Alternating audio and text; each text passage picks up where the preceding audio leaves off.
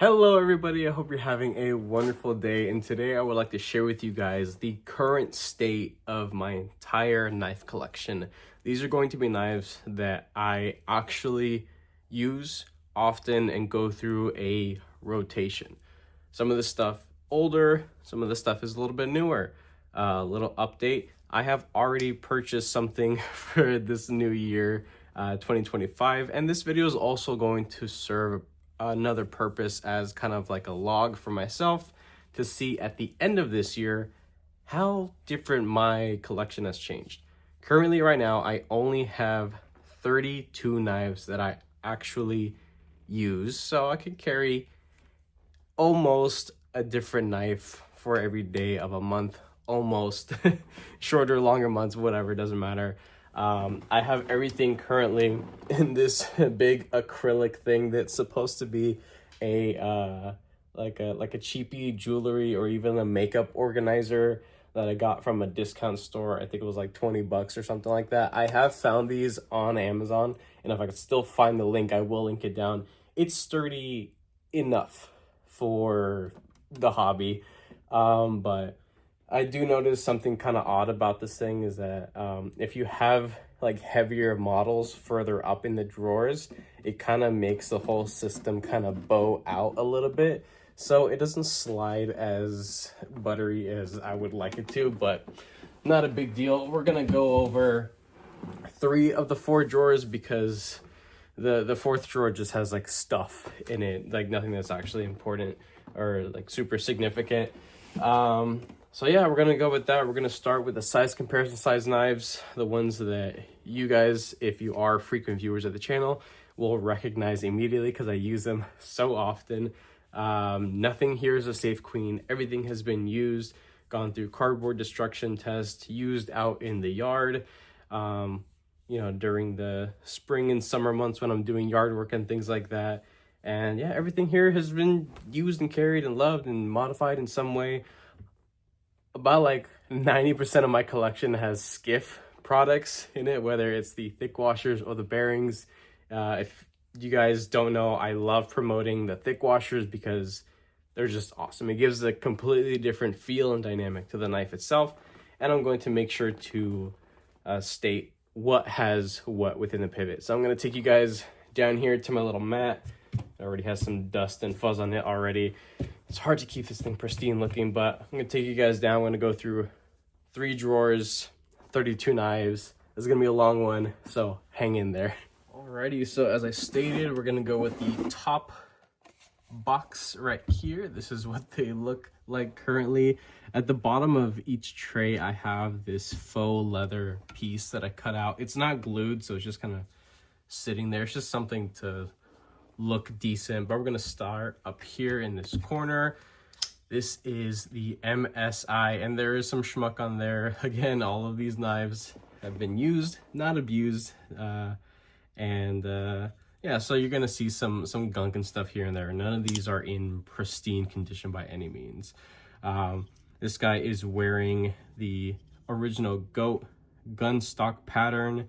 I opted to only have the right carry because I'm a right-hand dominant individual. And I think it's a pretty clean look. This model does originally come with ambidextrous carry because of the wonderful lock. I forget what they're calling the lock itself, but it is definitely something similar to how I guess the Spyderco ball lock is there on the Manix 2 that we'll get to in a sec. But this is a pretty sweet freaking knife. I don't have any major modifications just besides the scale swap. It's pretty simple. I do eventually want to get a BGM regrind, a hollow regrind on this because it is a little bit thick behind the edge. It's still an awesome heavier duty knife, but I just wish it was a little bit slicier. I'd probably carry a whole lot more.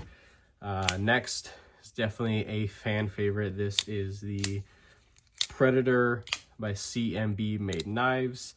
I was told that they're going to be making potentially a premium version of this in this new year, and I'm very excited for that.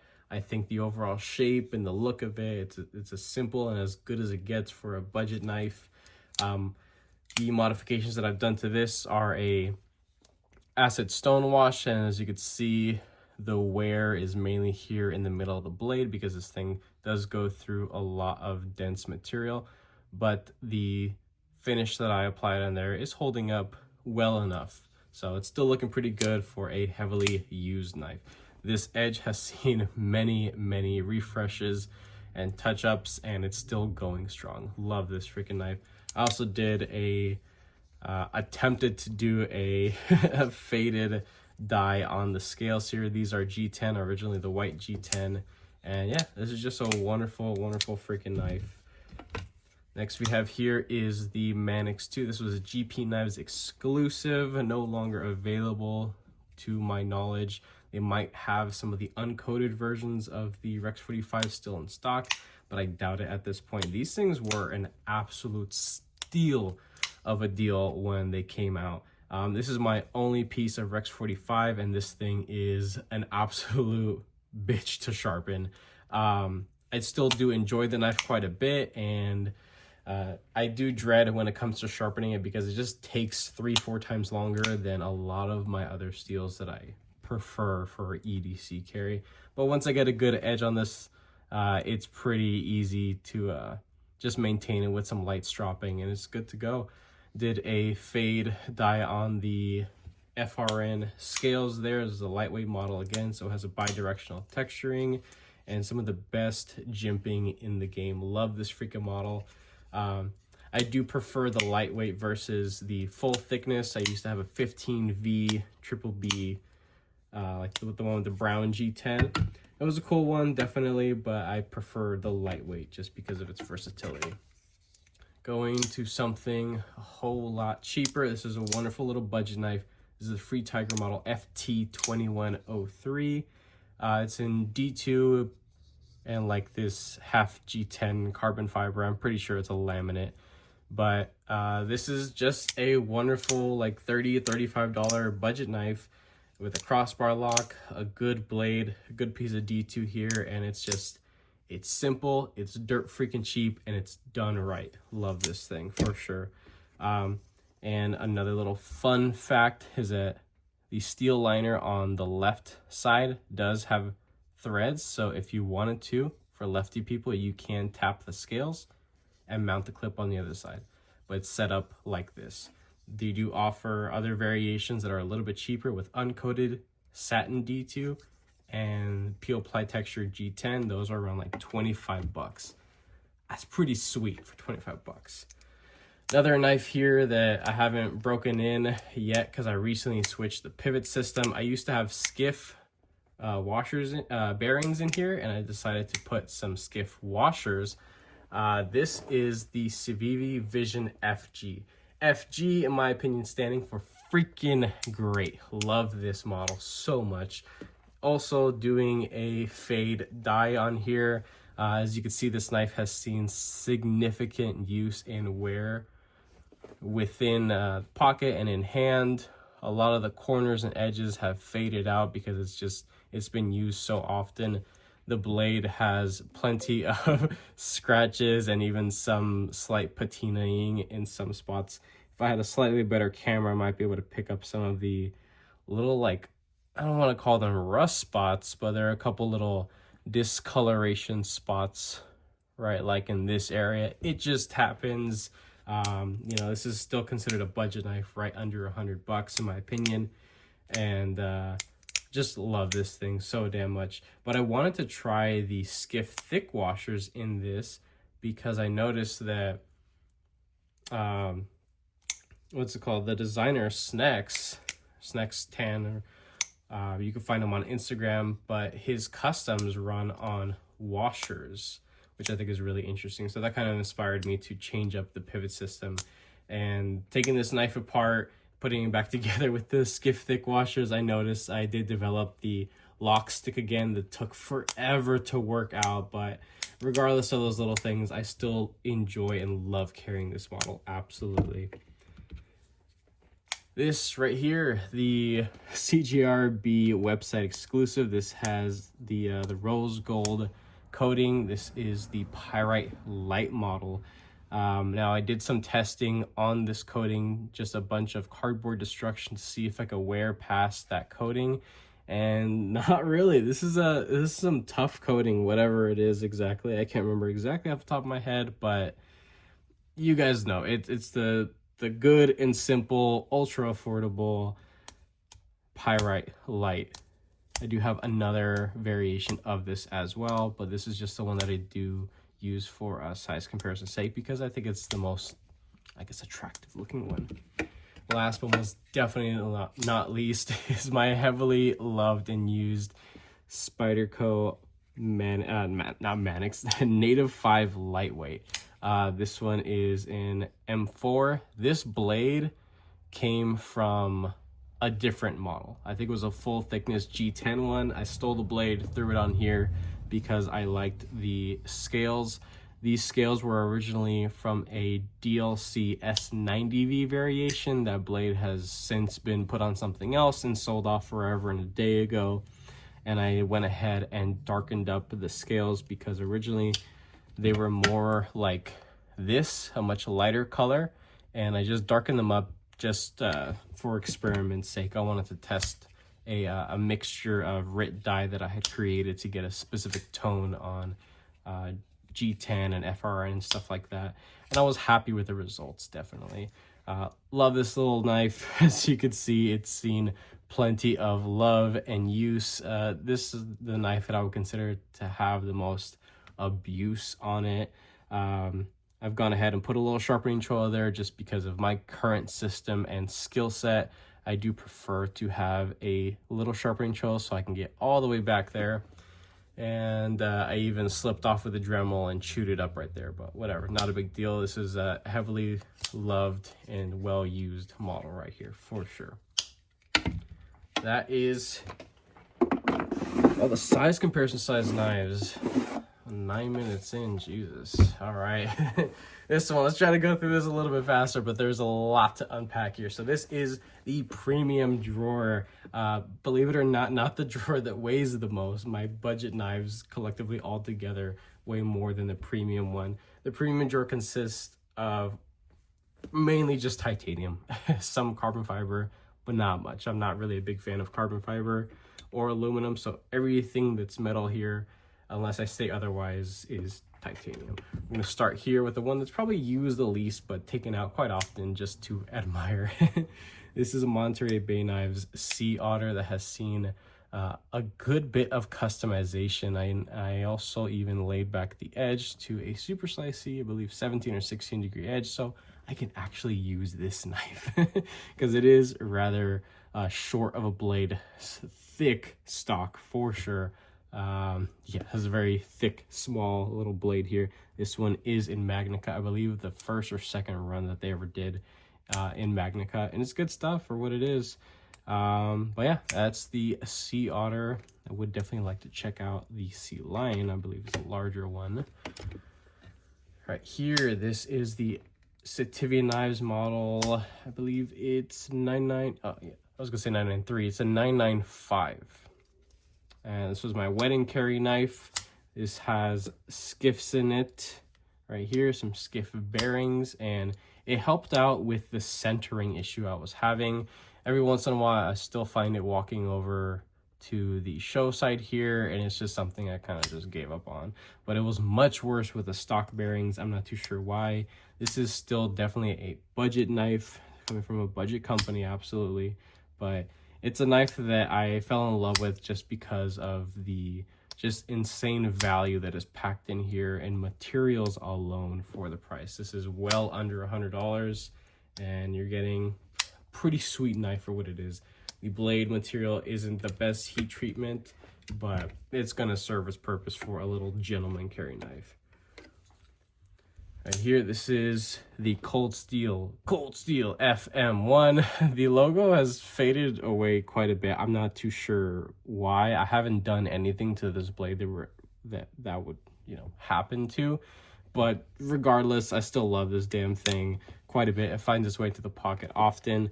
I have a two-toned ano on here. Let's see if I can kind of clean it up a little bit. Just to show you guys. Okay, that kind of made it worse. But it's essentially like a powdery blue and then a gold sheen over it. There's some purple there because of like hand oils and oils from this cloth. Probably should have cleaned some of these a little bit more, but yeah, it's not a big deal. You guys get the point.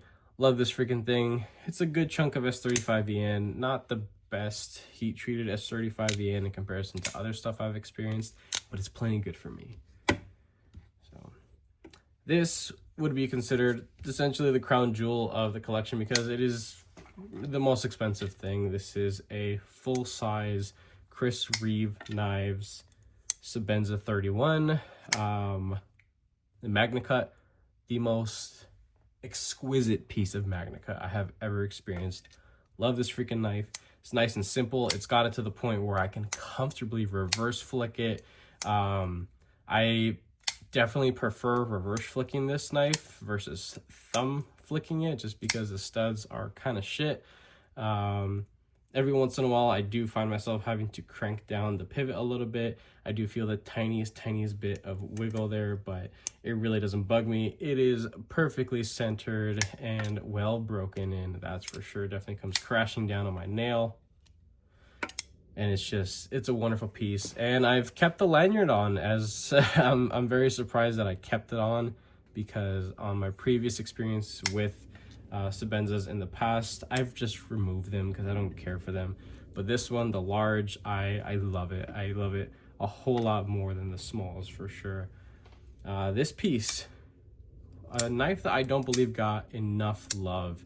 This is the original button lock Elementum, the one that is considered the gravity knife, right? Because, you know, it's completely locked until you release. And this is also probably the most elite button lock knife out there, a true button lock with the most amount of tension because it is essentially sitting on a big bent out leaf spring style thing. So if you could see that bar right there that it's pushing down, this thing has the most amount of tension pressing up on that button. I love it. This thing is fun and fidgety. Regardless of what you may think, just flicking this thing out is it's a dream. This also has skiff bearings in here, and it's a wonderful thing. Probably the thinnest example of 14C28N. This thing is an absolute laser beam, a very high hollow grind, not full height hollow grind, but you get the point. It's absolutely wonderful. This has some customized Flytanium scales. They were not the best fit. I did have to widen all the holes because things just weren't lining up right. Whatever, not a big deal. I got them on super sale on Blade HQ. I went ahead and put a black matching titanium clip. I love this clip because it's riding on a super smooth surface.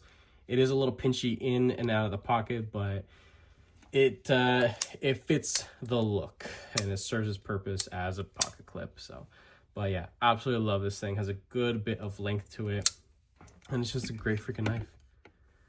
This right here, this is the Monocolla Knives Assault Team Model 1. There are 3 different variations of this. This is the one that costs about $45 or so. This has probably the hardest heat treatment 14C I have ever experienced, and I only say that because this tends to chip more than it rolls, which is, in my experience, the opposite with other 14C28N, but this stuff is hard, and I do definitely enjoy it. I think it's a charming characteristic of the knife itself. I have anodized the scales just for proof of concept that this is a alloy of sorts of titanium. Not the highest quality of titanium, definitely not, but it is an alloy that is easily anodized, and as you can see, well machined for its cost. You do have steel hardware, steel bent pocket clip, serves its purpose perfectly fine. I've done other modifications like a flipper tab delete. I did a very crude finger choil space. This was the first knife that I ever did a sharpening and finger choil modification to, and eventually I will widen it up because I have found out that I prefer a much larger sharpening choil. I also did the acid stone washing on here, and yeah, just a wonderful knife. This also has skiffs well centered, with a good tune. This is very comfortable to deploy. Do definitely enjoy this knife quite a bit. Next here, this is the Kanu Knives Compadre. This is the reverse tux variation. It has the polished satin DLC. Love this blade shape so much. It's very unique, has a whole lot of attitude. Probably the most unique looking blade shape in the entire collection. It's like a Mighty Moose Knuckle, Angry Camel Toe kind of blade shape. It works. There's plenty of utility despite it looking like it has a higher tip to it. But if you look at it in relationship with the pivot, it's pretty in line and easy to get down to. Love the action on this. This still is running on the factory pivot system, the, I guess, staggered bearings, and it's still pretty darn good on the action. I've yet to do any customizing to this thing, but eventually we'll see some anodization down the road. This right here is the Low-Key version 2 by Concept Knives. This has skiff thick washers in here. That's why it's not budging at all when it comes to shaking it down. But the deployment is butter freaking smooth. The detent on this knife, I didn't have to tune it once I put the thick washers in it because I found that it was just perfect. It's just a match made in heaven. This definitely feels like a stockier, more robust knife, and I felt like putting thick washers from skiffs would be a good idea and kind of fit the overall aesthetic of the knife. Do definitely enjoy this thing quite a bit. I wish and I hope that this year they make a larger version of it, or that the designer creates something along similar lines that's just a little bit bigger. Love that thing. There's a knife that's been around for a little while. This is the Kubey Knives Titanium Titty. This thing has seen a good bit of customization. It had a flipper tab delete, did my acid stone washing on here. As you can see, there's a good bit of wear right there in the middle. It's held up quite a bit. Anodized everything, the clip, the hardware, the pivot. I did this soft pinkish purple. I think it was a fun color at the time. And then did this bluish greenish hue ano on the scales. And yeah, this also has skiff bearings in here, and it is just butter smooth. Many people will consider this to be the, I guess, the poor man or the budget Koenig Arius. And while I have yet to hold and experience a Koenig Arius, I will say that I'm sure the Koenig Arius is much better than what this thing is. It's still an excellent knife from Kubey, absolutely. But yeah, I hope to experience a Koenig Arius sometime this coming year. This right here, this is a Chavez Scapegoat Street, potentially. I forget what classifies the line and what like represents a street version of it. But regardless, this is the one with the hidden hardware. It's on the inside. M390 blade material. This thing is produced by Rayot. This has skiff washers, thick washers within the pivot, and it's just a match made in heaven. I mean, this thing is just freaking butter. If you have this knife, you know that it is a tank of a freaking knife. If you have anything from Chavez, you know that he designs big, thick, burly freaking knives that are basically folding pocket pry bars. Hardly a knife, honestly, but it's charming in its own ways. This has seen basically no customization. I do want to fully rock out and do some texturing to the scales, maybe something on the clip. The hardware will see something, the blade will see something eventually. I just need to carve out some time to do the carving. So, but that is it for the premium drawer. All right, last one here. Oh man, this is the one that's there's a lot going on in this other one. I gotta move my mat out the way. Freaking dirty ass mat. Okay. Pay no mind to the awkward gap right there, but let's just, we'll scooch this up a little bit. Let's get it kind of out of the way. Just to be able to focus on things a little bit better. This is the Seed model by X-Tauk or Touch Knives or whatever you want to call it. This is just a super budget knife, D2 blade material, a super thick handle, and that's about it. I put a Slicey 16-degree edge on here, really just to test the limits of their D2, and it's a good little piece of D2, really a 5th pocket carry knife with great action, and I guess just solid build overall for what it is. I think this thing was under 20 bucks. It's a sweet little knife for what it is, nothing crazy. This right here is, I think, the only Vosteed currently in the collection. Yeah, I'm pretty sure. Yeah, this is the Vosteed Acorn. I hope they make a larger version of this because they made a mini. They made a mini Acorn of a knife that's already freaking small. I think it's just absolutely stupid, but there are people that like micro knives. That's okay. I'm a big advocate for small knives, just not micro knives. At a certain point, it just seems kind of a little silly, but I think that this overall design would translate beautifully to a much larger presence, definitely.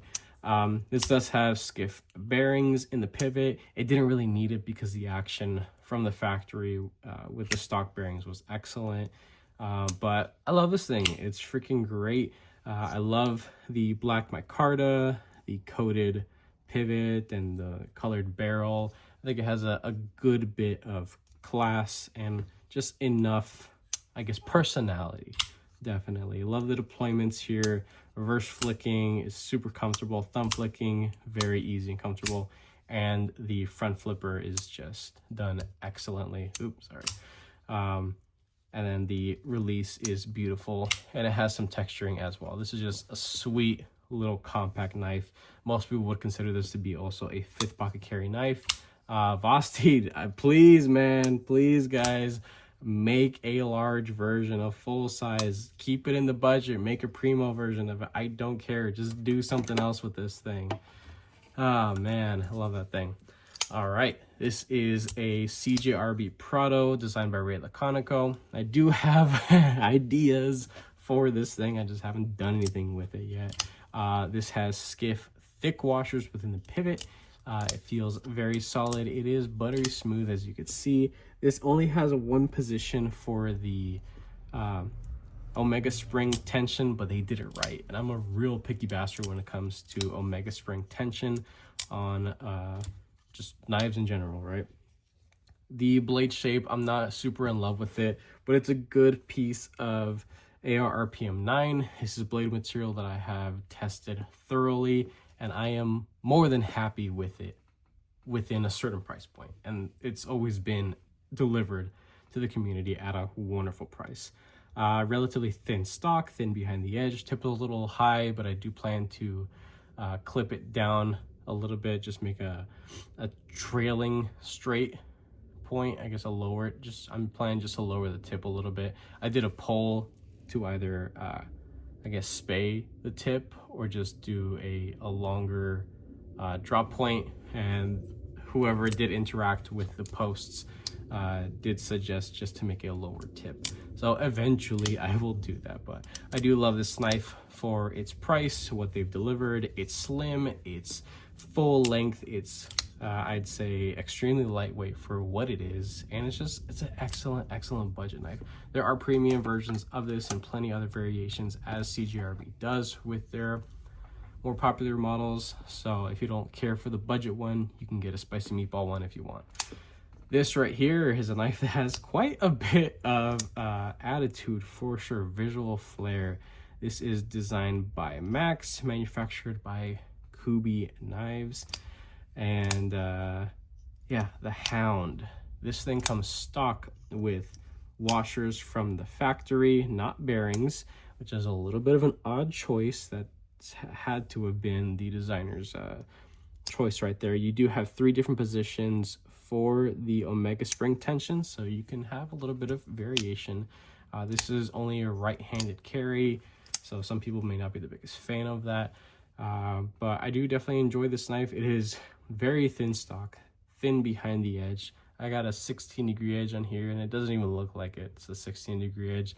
Not super performance oriented, but still a plenty good blade for day-to-day tasks, definitely. And a knife that I would say possibly has some tactical influence, as it is surprisingly comfortable at this reverse grip because of this little flat part up here with this geared semi-protruding backspacer spot right there.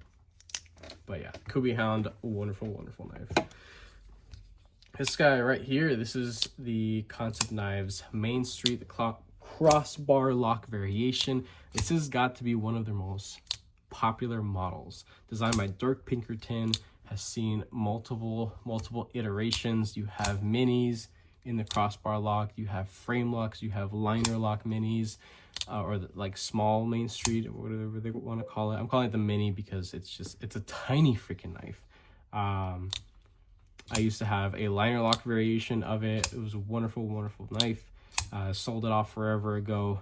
Got this guy, and I'm definitely not looking back. Definitely.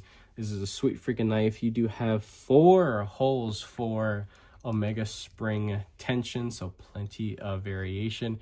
This is a utility knife through and through.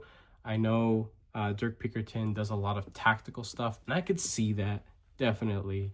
There are jimping in areas where you wouldn't typically find jimping on certain designers, but it's a wonderful knife. But from a utilitarian standpoint, just check out how tight that plunge grind is. It is all the way back there. You can sharpen this thing all day long.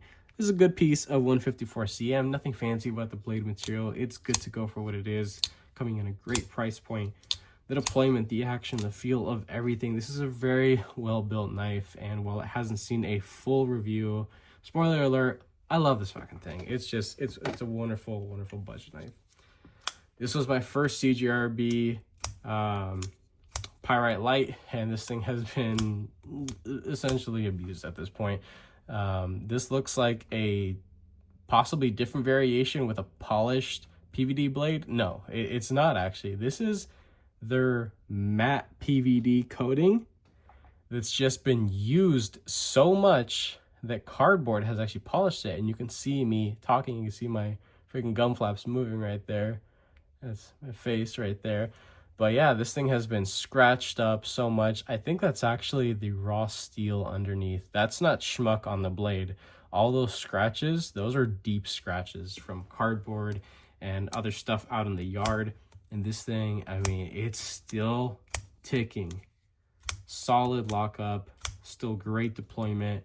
I left this thing last year a little too close to the grill. I got a little toasty, but it still well centered. You know, like nothing is wrong with it. It's still just a wonderful, wonderful knife. This guy right here, I forgot the model of it, but it's a $10 budget knife. It's actually a video that did decent for me, so I'm sure a lot of you guys that are subscribers probably saw this thing. But this is a $10 budget knife on Amazon that's actually in my collection and actually gets used because of how well it is built for $10 freaking dollars. You have a hollow grind, you have a meat tenderizer single-sided stud here that's actually very comfortable despite of how aggressive it looks. A very aggressive textured liner there. This has inset steel liners that are mirror polished on the inside. Kind of weird, doesn't make any sense. They didn't need to do that because it's a part of the knife that you don't see or care to look at, especially at $10. But they're fully reflective mirrored liners. You could see the reflection of my finger on the other side of that liner right there. One-sided carry only for right side. And yeah, I believe this is 9CR 18 MOV. Blade material, nothing crazy, nothing fancy, but it's $10 freaking dollars, and it's built well. It has washers in the pivot, up and down, solid. A little bit of side to side. I just got to tighten down that proprietary pivot. Hate that thing, but I found a tool that would work for it just fine. Senka Glide Strike. You guys have seen this plenty of times. I'm sure this is, I don't want to say an older model for Senka, but one that's been around long enough to be easily recognized. This has skiff thick washers within the pivot, and I think it's a match made in heaven because you have a very lengthy, heavyweight blade, so it definitely aids in having some nice smooth closing action while still having solid lockup overall, and a buttery feel within the pivot. Simple budget knife. You could find this guy between like 40-45 bucks, and it's a great design. Definitely it's a wonderful utilitarian design with a good bit of blade to it. You can creep up right in that finger choil space, and it's just wonderful budget knife right there. Comes in G10 and micarta. That was a micarta variation. This has seen a good bit of customization, mainly just the blade. This is the Kizer Knives Coniferous V, designed by Justin Gingrich, and this used to have a flipper. Deleted the flipper. I did a enlarged finger choil / sharpening choil, and I had to kind of go back multiple times, like semi-assemble it and see how it felt in hand to get the right feel for me. And I think I did something good for once. This is a wonderful little knife right here. Solid lockup. It has twice as much surface area and contact because of the V-shaped liner on the inside and how everything is just done inside. If you're curious about it, you can go and look at my video of this disassembly and stuff like that. I have some Skiff thick washers because I feel like it fits the part. This thing is buttery smooth within the pivot, absolutely. It did come with just regular bearings from the factory, and it was an excellent action, but I just prefer the washers. That's it. So there's that guy right there. Discontinued model, if I didn't mention it before, but the last time I saw some available brand new was actually on Blade HQ. So hopefully there's still some available for those of you that might have missed out on this. Honestly, that knife didn't see enough love last year or the year before, whenever the hell it came out. This right here is the Callista. The Callista, designed by AM8 Knives, manufactured by Miguron Knives. I have some Skiff bearings in here. I did try some washers, and it didn't do too well. It didn't do as good as I thought I was going to do with the washers, but it was a good learning experience regardless. So this now has bearings, and it is just buttery smooth. Good deployment on the studs once you get them right. Decent texturing on the front flip there, and just a simple, good budget knife. Rather thick behind the edge for the type of knife that it is, but it's good. It's definitely a good knife. Milled titanium pocket clip that is beautifully done in and out of the pockets, nice and smooth. It is a little tight, a little tight there, but it still works rather well. But yeah, that's the Callista. This right here, this has Skiff washers within the pivot. This is the Cochise, designed by AZ USA, Azusa Blade Works, manufactured by Miguron. This did come with bearings, and it was, just gravity drop shut kind of action, but I went ahead and put some Skiff thick washers in here just to test it out, and it is actually very enjoyable. The thick washers are here to stay within this model right here. I've done a little bit of a sharpening trial right there just for my current skill set with my sharpening system, and I enjoy this knife quite a bit. I do have intentions to dye the scales. I just haven't done it yet. This knife has seen plenty of use. That is just schmuck there. The PVD coating on here is it's thick. It's definitely a well-applied coating, absolutely.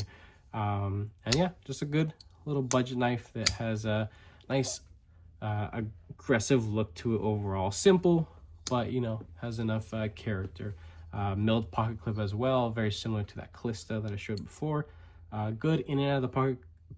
It's just a little snug. Here is the large CJRB Pyrite light.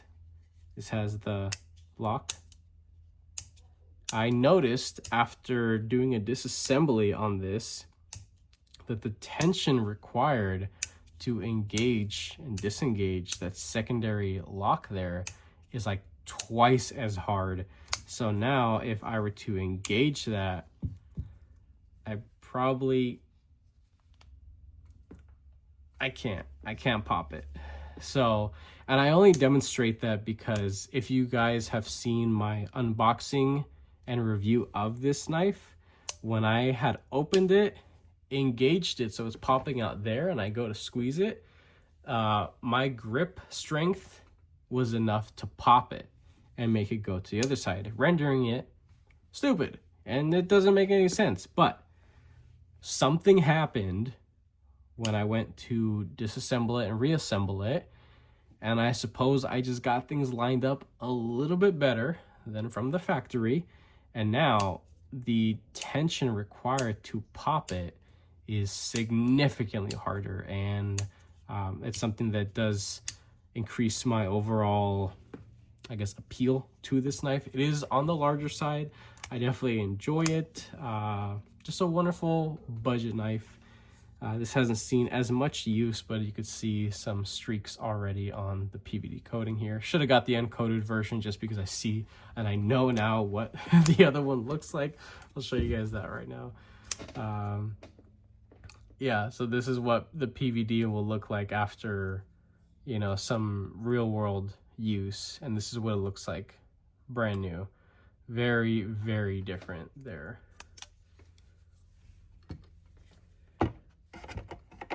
Another CJRB. This is the Acacia, and this is a wonderful, simple little budget knife. AR RPM 9 blade material. Has a little bit of a ring on the deployment and the close sometimes. Well centered, good little budget knife. This thing's around 30 bucks, and I love the stone washing and the execution of it. It is semi-polished. You can see my face there. Yeah, thin, simple, stupid affordable, good action. There are two tension settings for the Omega springs, so some variability for the consumer there. This one, another one last. This is the Civivi Vexillum. I have some Skiff thick washers in here, and it's a beast of a freaking knife. This is like hunter style overkill, like no sense in really like daily carrying something as ridiculous as this is, but I love it because of how much character it has. This thing genuinely feels like a much more expensive knife than the price would suggest. You can get one of these guys for just under 100 bucks. This thing feels like, I don't know. Maybe if it was different blade material, I could justify maybe like 150, 160 bucks. This is in Nitro V. I think it's good for what it is. If it was like something like S90V or Magnicut or something a little bit fancier, I could definitely see Civivi charging another 50, 60 bucks more for something like this, because this is a lot of knife.